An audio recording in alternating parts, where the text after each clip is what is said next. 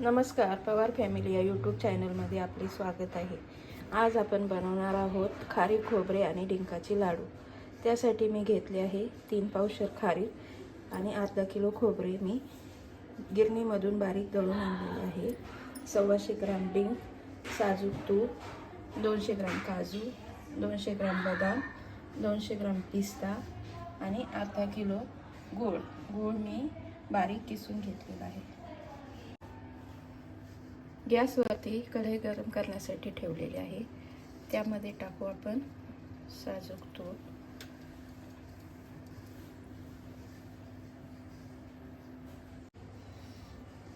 आपले तूप आता गरम झालेले आहे। त्यामध्ये आपण थोडा थोडा डिंक सोडून चांगला तळून घेऊ। बारीक गॅसवरती डिंक चांगला तळून घ्यायचा आहे।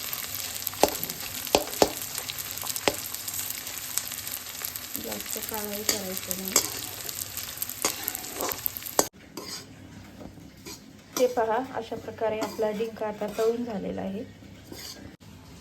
बघा, शिल्लक राहिलेल्या तुपामध्ये मी खारीक आणि खोबऱ्याची पावडर चांगली भाजून घेणार आहे 2-3 मिनिट। बारीक गॅसवरती हे मिश्रण चांगले हलवत परतून घ्यायचे आहे। हे पहा, आपली खारीक खोबऱ्याची पावडर आता छान भाजून झालेली आहे।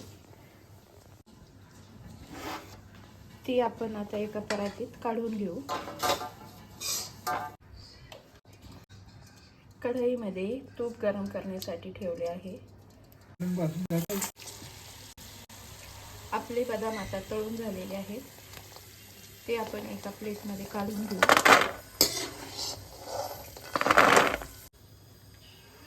आता आपण काजू तळण्यासाठी तेल तुपामध्ये टाकू।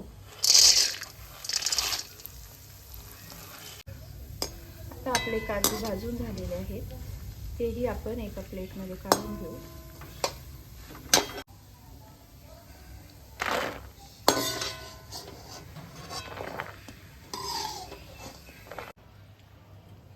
आता पिस्ताही थोडा भाजून घेऊ।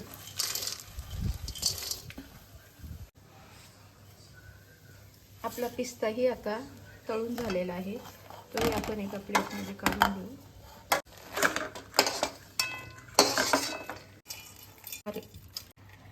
मिक्सरमध्ये आपण डिंक बारीक करून घेऊ।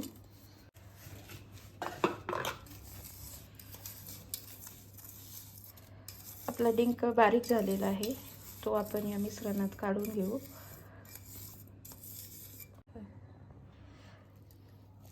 मिक्सरमध्ये बदाम थोडे जाडसर असे वाटलेले आहेत।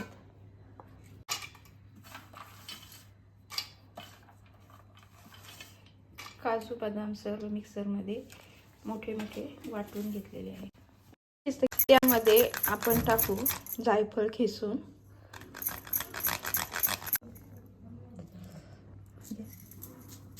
आणि सुंठ आणि विलायची पावडर।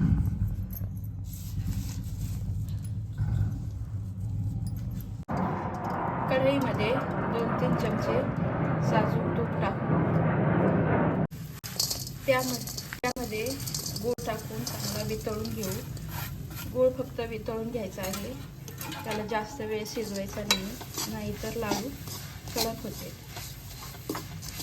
चांगले हलवत गूळ फक्त थोडासा वितळून घ्यायचा।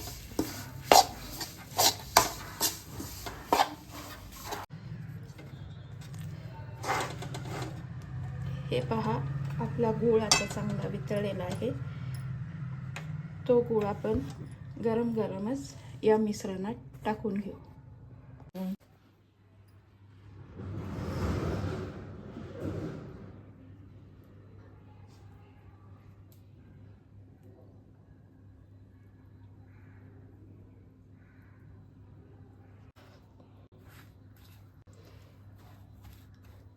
गूळ टाकल्यानंतर लगेचच त्याला गरम गरम हलवून घ्यायचे आहे। हाताने हलवायचे नाही, झाऱ्या किंवा उलटण्याने त्याला चांगले हलवून घ्यायचे आहे।